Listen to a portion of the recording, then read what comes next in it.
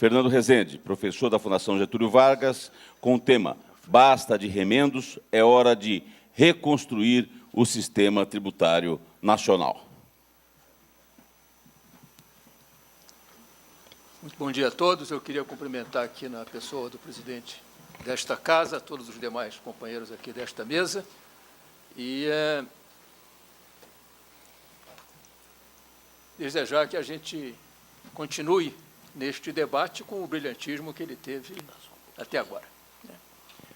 Eu, por vício de profissão, trouxe aqui uns slides para ilustrar um pouquinho a nossa conversa, e vou me permitir passá-los dentro do tempo atribuído aqui a essa nossa conversa. O que eu queria exibir, para início dessa conversa, eu queria exibir uma imagem, uma tela muito conhecida, de um célebre pintor belga, chamado René Magritte, que pintou o que está aí na cela, um cachimbo, e escreveu embaixo: isto aqui não é um cachimbo. Isso foi um dos movimentos importantes do surrealismo. E por que eu estou falando do surrealismo? Porque eu queria falar do surrealismo tributário, que predomina no Brasil. Por favor, pode mudar essa tela? Surrealismo tributário. O que a gente vê nesse surrealismo? Se essa tela fosse pintada? De quem é a autoria? Qual era o desenho original? Por que esse desenho original foi sendo rasgado? Por favor, mude a tela. O que a gente vê nesse nosso surrealismo? Se eu tivesse uma imagem, eu publicava uma foto do Pinel. Para quem não é do Rio de Janeiro, o Pinel é o exemplo clássico de um manicômio. Talvez seja um dos pioneiros do tratamento psiquiátrico no Brasil. E no manicômio tributário, o que a gente assiste? A gente assiste a um permanente conflito entre os administradores do manicômio e os pacientes. Um conflito que se manifesta de várias maneiras. Não tem princípios que organizem a vida nesse manicômio. Não há uma sobreocupação dos mesmos espaços. Todo mundo se acotovela nesses espaços e isso gera uma demanda por acomodação. Melhores acomodações. Quem é que pode encontrar melhores acomodações nesse manicômio? As melhores acomodações da nossa linguagem tributária seria buscar formas de simplificar a arrecadação. Já que a gente não pode resolver o problema do sistema, a gente tenta lidar com métodos simples de arrecadar. Vamos reduzir os custos acessórios, vamos reduzir a necessidade de contratar advogados especializados para ver como é que a gente consegue lidar com essa maluquice que vige no Brasil. Consequentemente, isso vai, na medida em que essa acomodação foi se multiplicando, ela foi se tornando extremamente complexa e cria novas fontes de conflito entre o que está num determinado cômodo e o que está no outro cômodo, impedindo que a classe empresarial consiga apresentar uma visão conjunta de qual seria uma proposta de sair desse manicômio. Cada um fica mais ou menos aprisionado no seu interesse mais imediato, o que é compreensível no contexto onde o manicômio está com as portas fechadas. Então, você tem nesse manicômio 3 tipos de pacientes. Os conformados, não vai acontecer nada de importante mesmo, então vamos ver se a gente consegue continuar nesse jogo de aumenta o limite do Simples Nacional até onde der, e tudo vira Simples Nacional. Os inconformados que acham que não, temos que continuar brigando por alguma mudança mais séria. E os esperançosos, que acreditam, como podia ser agora, que a mudança que está se processando no Brasil poderia ser o momento da gente avançar na busca de soluções. Por favor, pode mudar? Então, como ninguém enxerga, o predomínio do improviso. O predomínio do improviso significa o seguinte, que a busca, como eu acabei de falar antes, da comunidade torna extremamente complexa a circulação dentro desse espaço. Do outro lado, qual é a reação? As autoridades tratam de buscar maneiras de ordenar o caos vigente e impedir a escapada de alguns. Nada acontece de sério, tudo vai se acumulando num procedimento onde as regras são feitas para lidar com um determinado problema num determinado momento e as reações a essas regras geram outras situações que comprometem ainda mais. E quando se discute, por exemplo, mudanças no ICMS, o que a gente vê? Não, vamos fazer transitar para o destino. E aí? Para alguns vai ser bom, para outros vai ser ruim. Então, não consegue-se chegar a um acordo de como é que vai avançar em nenhuma mudança das que vêm sendo discutidas, pelo menos nos últimos 25 anos.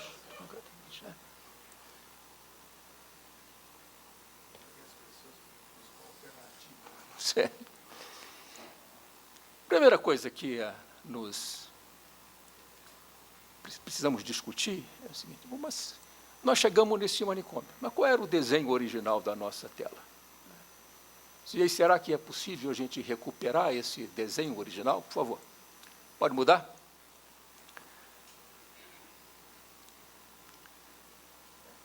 Oi? Por favor. Acho que ele não me escutou. Pode mudar a tela? Não, o desenho original.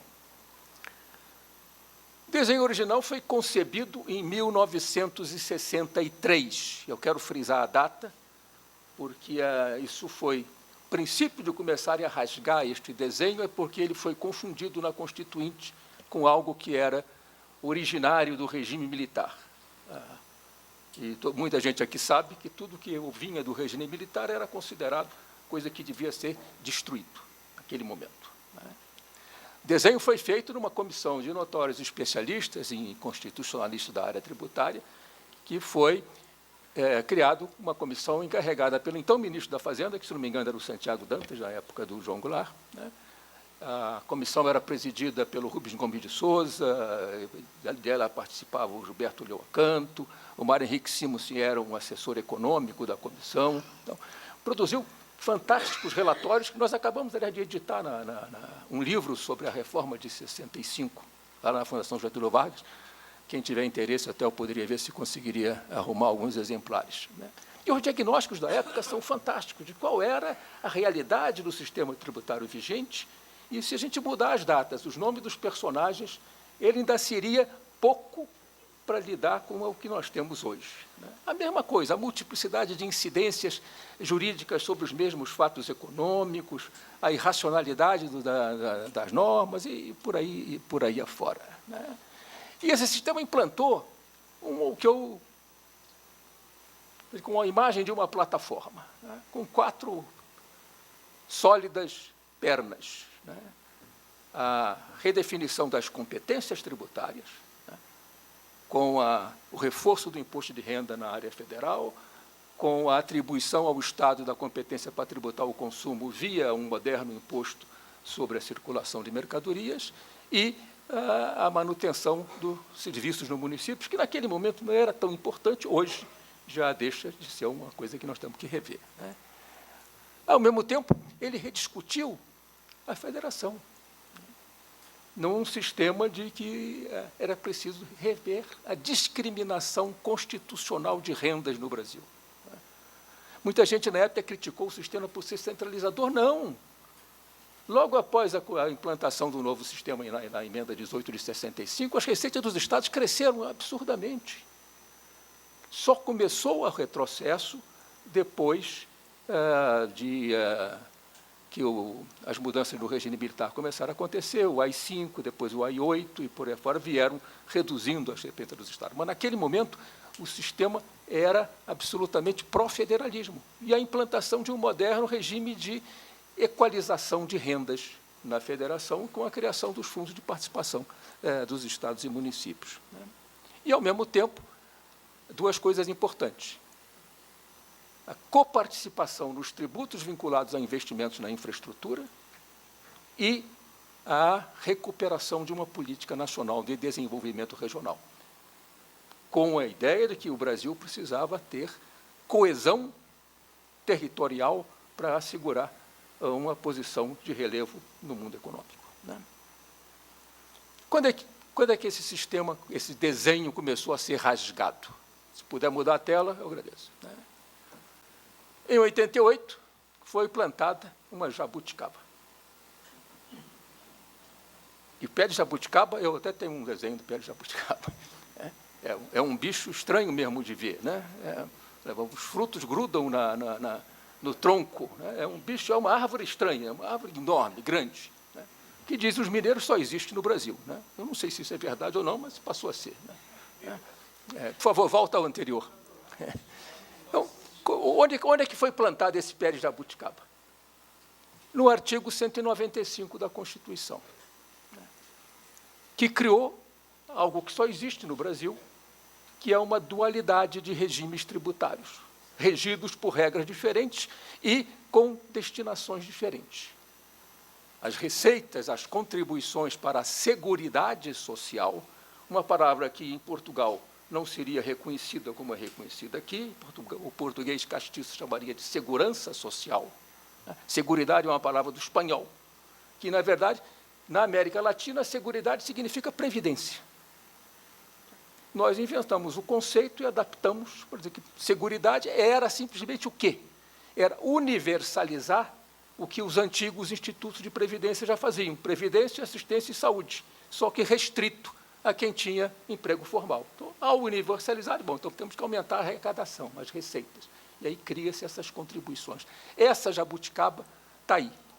E ela é a raiz de todos os problemas fiscais e outros que foram crescendo no Brasil à sua sombra.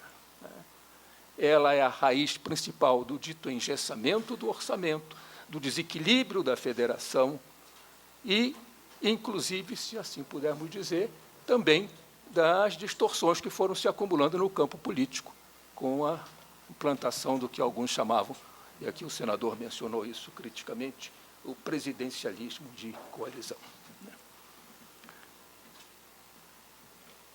Por que ninguém prestou atenção a essa jabuticaba naquele momento? Estados e municípios se juntaram para ganhar ganhos imediatos. Aumenta a competência do ICM e incorpora os antigos impostos únicos à base do imposto estadual. E, ao mesmo tempo, amplia as bases dos fundos constitucionais. Isso eu assisti, porque eu estava acompanhando lá, tecnicamente, o trabalho da Constituinte nessa matéria, e a questão era um acordo político onde os estados mais desenvolvidos preferiam aumentar as competências e os estados mais pobres queriam aumentar as suas transferências. Então, esse acordo se fez. E aí foi a única coisa que fizeram no plano federativo. E, obviamente, e isso foi dito na época, vai dar errado. Porque se nós vamos ter dois regimes tributários diferentes, parte é transferida aos estados e municípios e o outro não, obviamente, em qualquer momento, se tiver que haver alguma escolha para aumentar a arrecadação, vai aumentar a arrecadação, a escolha vai recair, onde na parte que não é transferida.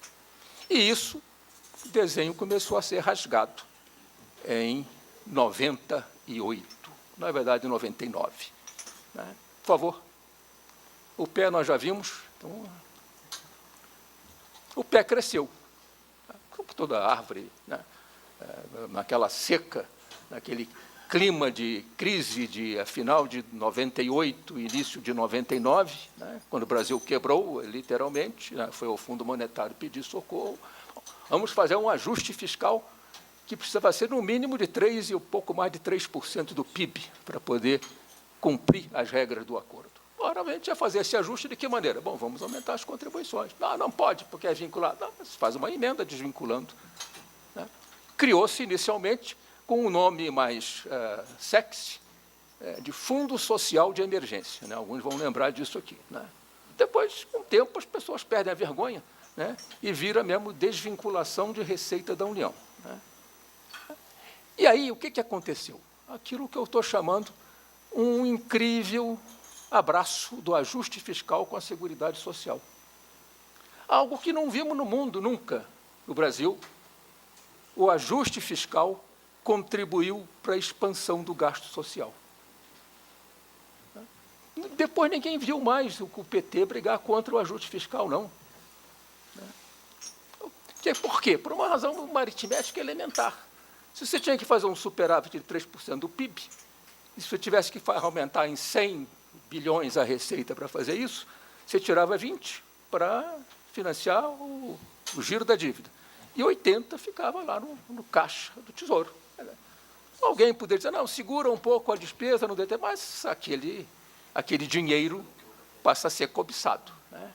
E ele viabilizou a expansão de todos os benefícios previdenciários e assistenciais ao longo do tempo. A cada momento que a gente discutia vários eventos, vários seminários, inclusive com algumas pessoas que tinham uma posição mais à esquerda, do perfil ideológico, não, a Previdência não dá déficit nenhum, não. Vocês estão fazendo a conta errada. Pega a receita da Seguridade e vê quanto é que está aí. Está dando um enorme superávit. Então, esse discurso continua até hoje, né? Então, consequência, a nossa plataforma fiscal perdeu sustentação e desabou, né? A parcela dos estados foi encolhendo, né? Então o desequilíbrio federativo cresceu, né? E tudo isso que todo mundo sabe, muito grave prejuízo para o Brasil, amputou a perna da plataforma que sustentava recursos vinculados para investimentos na infraestrutura, com a extinção dos impostos únicos de combustíveis, telecomunicações e energia. E não precisava, porque os impostos únicos eram partilhados com estados e municípios. 40%, se não me engano, ia para os estados, 20% para os municípios, e o governo federal ficava com o resto. Bastava rediscutir como ia redefinir a autonomia dos estados e municípios para investir na infraestrutura. Mas, com isso, fez-se o quê? O dinheiro que os estados receberam em determinado momento foi gasto com a expansão de despesa de pessoal, de funcionalismo e outras do gênero, e o dinheiro para a infraestrutura no orçamento desapareceu, né? E nós alcançamos uma situação inédita da nossa história. Como diria o ex-presidente, né? Não o que agora foi afastada, mas o anterior, nunca antes no Brasil nós tivemos centralização em plena democracia. A centralização do poder, historicamente, sempre foi associada à alternância do ciclo político, né? Centralização no regime autoritário, descentralização na redemocratização. Isso foi apagado. Podemos passar para outro ponto, que é qual foi a consequência do desmonte da nossa plataforma. Nós criamos enormes dificuldades para pôr na mesa qualquer discussão decente de reforma tributária. Por quê? Porque, com tudo isso que foi acontecendo no interior do nosso manicômio, né, e com todos os arranjos que foram criados para tentar manter a ordem dentro desse espaço, né, as dificuldades para fazer qualquer mudança se tornaram inviáveis por aquilo que eu já mencionei antes. Quer dizer, cada vez que você quer apresentar alguma mudança, ainda que pequena, você vai encontrar alguns adeptos e uma série de pessoas que não concordam com essa opção, né? O principal instrumento, por exemplo, que se utiliza no plano dos administradores, que eu estou chamando aqui as receitas tributárias federais, estaduais e municipais, para analisar qualquer proposta, é uma planilha Excel, que suspeito que também é muito utilizada em vários casos. A primeira conta, bom, o que é isso? Quanto é que eu ganho e quanto é que eu perco com essa medida? E daí começa, não uma conversa, aí começam as desavenças, porque é impossível você conseguir qualquer tipo de acordo nesse tipo de debate. E aí vem a discussão reformas fatiadas, o que, para mim, é uma contradição lógica, porque você só pode fatiar alguma coisa que existe completa, uma peça completa. Quer dizer, se a peça já é totalmente fragmentada, não dá mais o que fatiar, ela já está fatiada, né?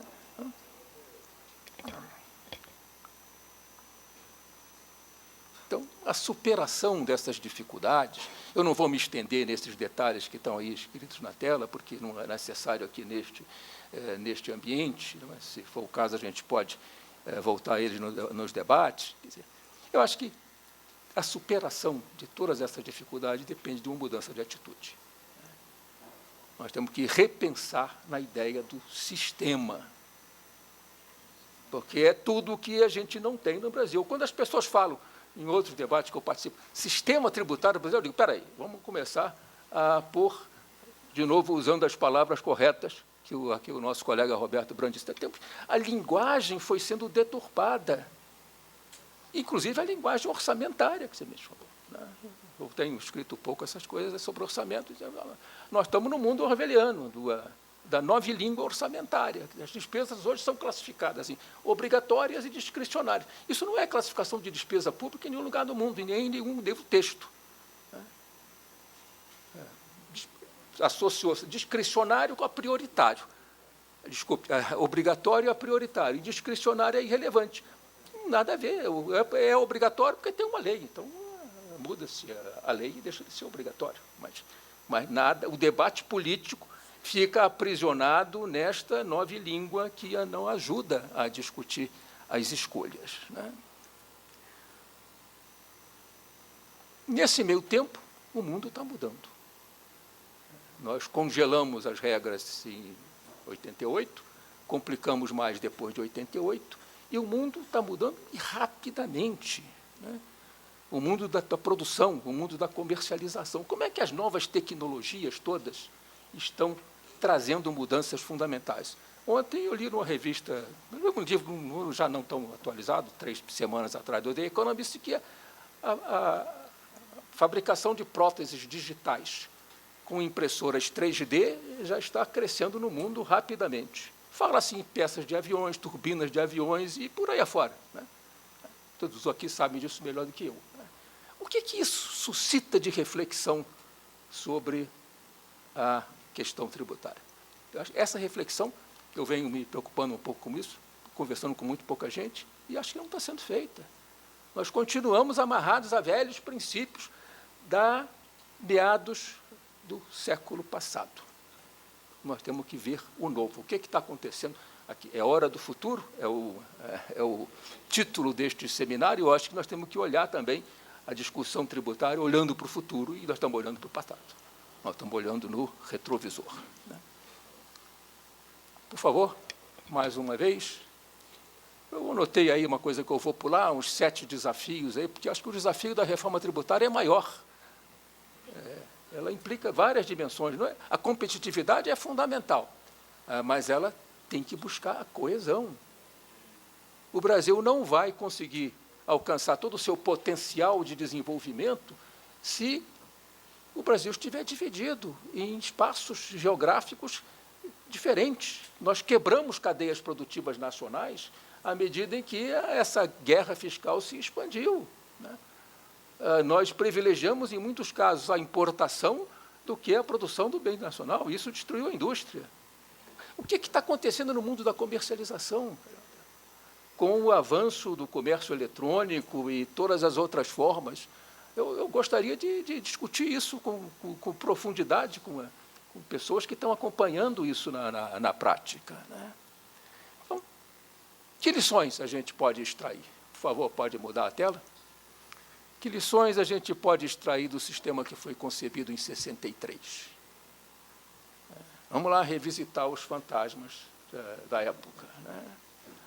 Primeira coisa é observar que sistema pressupõe que hajam princípios e conceitos que organizem o sistema. Que o sistema seja algo que conviva harmonicamente. As partes do sistema se integrem para formar um todo coerente. Então, primeira coisa, então, como é que a gente discute o sistema, né?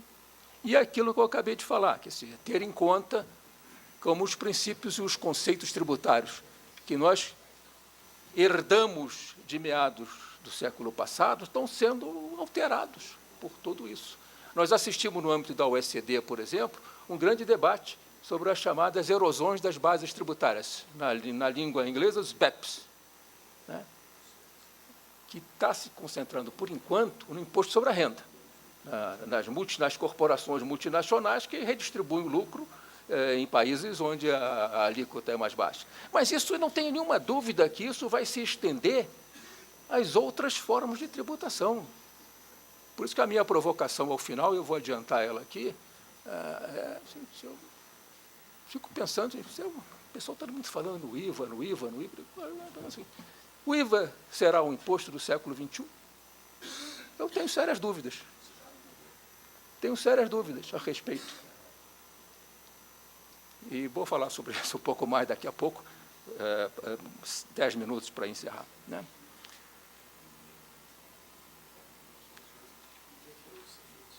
Qual é a inspiração que a gente pode ter? Revisitar 63 princípios e conceitos. É preciso que um sistema seja harmônico e concilie competitividade com equilíbrio federativo, com coesão nacional e com justiça tributária. E algumas coisas que são importantes nesse debate, foram mencionadas aqui também pelo nosso colega Roberto Brandt, que é, por trás de qualquer imposto tem uma despesa. E tem um interesse político que está por detrás daquela despesa. As escolhas orçamentárias são escolhas políticas. Nós ficamos discutindo na economia orçamento sem prestar atenção a esse fato. Então, nós não vamos avançar também muito numa discussão tributária se nós não olharmos o conjunto. É preciso a gente alargar o foco. A reforma tributária é parte de um conjunto de reformas que tem que trazer à mesa a reforma orçamentária e a discussão do nosso federalismo. As três coisas têm que estar em simbiose. Não dá para você desligar os assuntos. Certo? E eu publiquei 2 livros recentemente chamando da reforma esquecida, que foi a única reforma que ninguém mencionou no Brasil nos últimos 25 anos. Falamos de reforma política, de reforma tributária, de reforma trabalhista, de reforma da Previdência. Ninguém falou de reforma orçamentária. E em 63, lembrem, a reforma orçamentária foi a primeira a ser feita. Foi feita ainda antes, foi aprovada 3 semanas antes da instauração do regime militar. Qual era a preocupação? A busca com a eficiência da administração pública para viabilizar serviços de qualidade. Não vamos falar de novo nos equívocos de 88, já falei sobre isso. Acho que naquele clima de grande emoção que a Constituição foi feita, qualquer preocupação com a racionalidade do sistema foi posta de lado. E aí estamos nessa mudança. Mais uma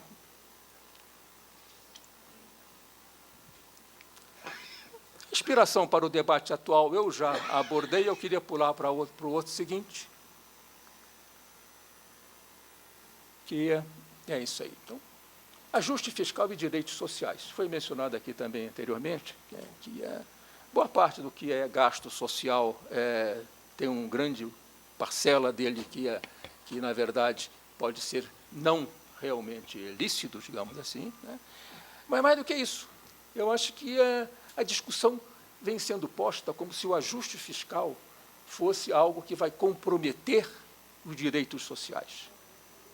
E eu estaria dizendo o seguinte, não, mas nós precisamos provocar uma discussão sobre o desequilíbrio no atendimento dos direitos sociais que resulta exatamente da jabuticaba que foi posta aí.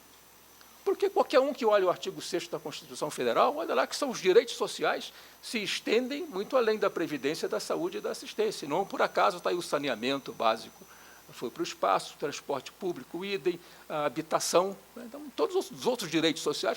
E essa discussão não está sendo posta. É preciso, politicamente, que o debate traga essa questão. O ajuste não é só para prejudicar o direito social, não é para prejudicar a classe trabalhadora, é para reequilibrar prioridades. E o reequilíbrio das prioridades implica que a gente trata essa questão. Acho que nós devíamos evitar a visita da velha senhora. A velha senhora que está aí para ser retornada é a CPMF. Eu me lembrei disso a propósito de uma peça teatral que foi encenada no Rio, se não me engano, em 1962 ou 63, de um autor suíço, que a peça era A Visita da Velha Senhora. E a história é muito parecida. Eu até escrevi um textozinho que eu mandei para o jornal, não publicaram ainda. A história era assim, o seguinte, a velha senhora, quando moça, foi expulsa de uma cidade por ter cometido algo que não era verdade, e depois de muitos anos, a comunidade se surpreendeu com o anúncio de que a velha senhora ia voltar. A comunidade, nesse período, se empobreceu por corrupção, mau governo, indústrias fecharam, estava praticamente isolada do mundo, a cidade. E a velha senhora disse que ia trazer o dinheiro para salvar a ruína que a cidade existia. Mas se esqueceram de que a velha senhora vinha munida de um sentimento de vingança. de vingança contra os que a expulsaram da cidade, naquele momento. Eu, bem dizendo assim, se trouxermos a velha senhora, eu acho que a vingança da velha senhora vai ser adiar, por mais algum tempo, as reformas que a gente precisa fazer para resolver os problemas nacionais. Qual é o caminho? O caminho está aí. Nós criamos o que eu chamei de um novelo fiscal. Deixa o novelo ali um pouquinho. É um novelo formado por fios de várias cores, espessuras diferentes, resistências diferentes, várias pontas aparentes. O que a gente vem tentando? A gente vem tentando puxar as pontas aparentes. Aqueles fios misturam o que eu estava falando, misturam diferentes tributos, com rigidez do orçamento, com desequilíbrios federativos, com conflitos políticos. Tudo isso faz parte deste novelo. Então, é preciso, porque, como qualquer novelo, para ser desembaraçado adequadamente, a gente precisa encontrar o fio da meada. Bom, é porque não cabia no slide. Não. Onde é que está o fio da meada? E aí eu caminho para o fim, por favor.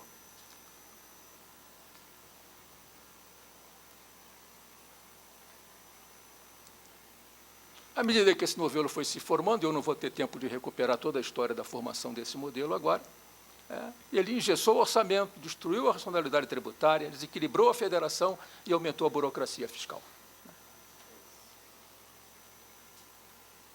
O fio da meada está lá na jabuticaba. Precisamos cortar a árvore. Certamente isso gera uma reação enorme dos ambientalistas. As árvores não podem ser cortadas. Os ambientalistas, no caso, a gente sabe quem são. Está no artigo 195. Cara. O que ele provocou, entre outras coisas? Ele escondeu o déficit da Previdência Social durante todo esse tempo. Ele abriu espaço para a expansão de todos os programas assistenciais. E a saúde, pasmem, não se beneficiou em nada disso, muito pelo contrário, só foi prejudicada. Pelas regras da Constituição, a saúde devia ter 30% do orçamento da Seguridade Social. Está escrito lá no artigo que é uma lei complementar, deveria regular isso. E nunca teve nem 30%, e hoje deve ter, na melhor das hipóteses, as últimas contas que eu vi, uns 10% da receita da Seguridade.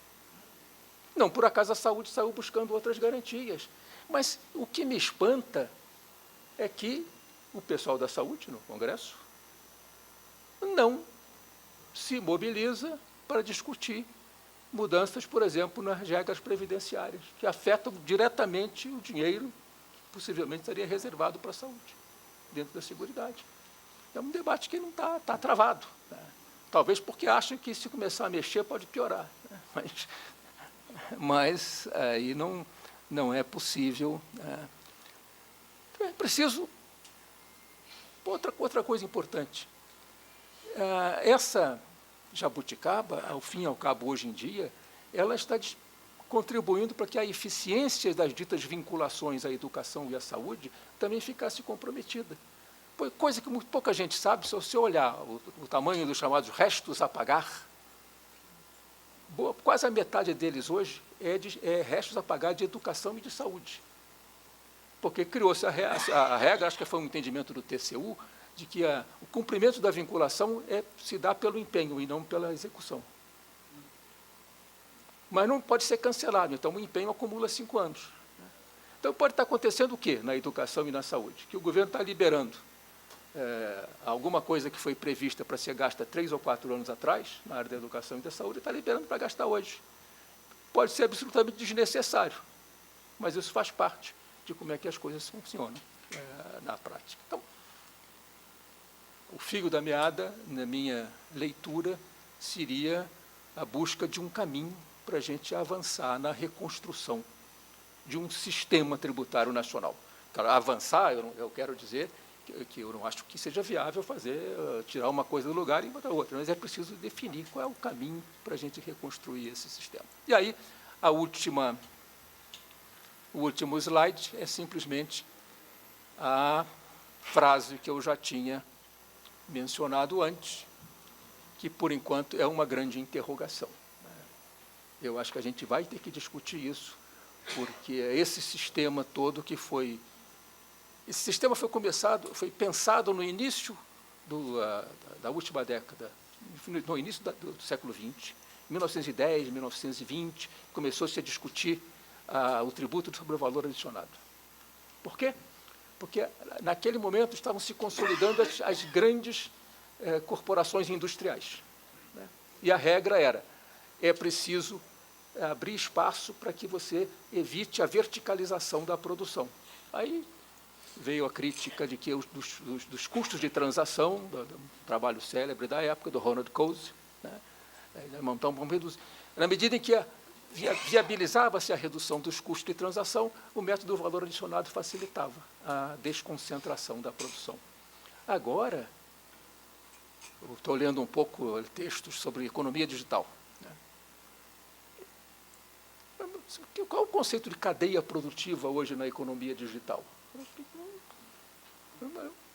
As pessoas não estão falando mais em cadeia produtiva, estão falando em rede. Grandes empresas como a Google, por exemplo, distribui partes do processo produtivo e transações que não fazem parte mais do mundo físico, onde a dificuldade de você atribuir valor é muito grande, né? O mundo está se tornando virtual, né? E aí nós não vamos poder conviver com mercadorias e serviços. Isso já era um conceito antigo, né? E esse conceito está se tornando absolutamente impossível de você sustentar. Enfim, mais dúvidas, questionamentos, perguntas que eu tenho, mas que acho importante compartilhar com pessoas que estão vivendo na prática a realidade. E como é que a gente pode, talvez, construir um novo diálogo com vistas ao tema que acho que é um tema que preocupa a todos. Muito obrigado. Muito obrigado ao professor Fernando Rezende, da Fundação Getúlio Vargas, nos brindando aí com basta de remendos, é hora de reconstruir o sistema tributário nacional.